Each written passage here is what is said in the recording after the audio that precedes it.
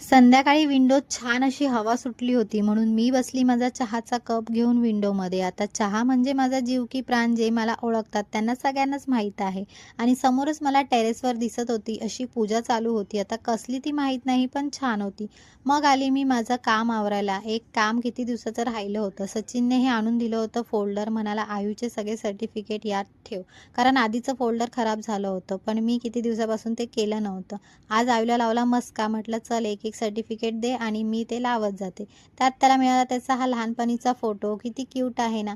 मग तो एक एक सर्टिफिकेट मला देत होता आणि मी ते लावत होती. हे सगळे त्याचे नर्सरीपासूनचे सर्टिफिकेट आहे आणि आता तो आहे 5th स्टँडर्डला.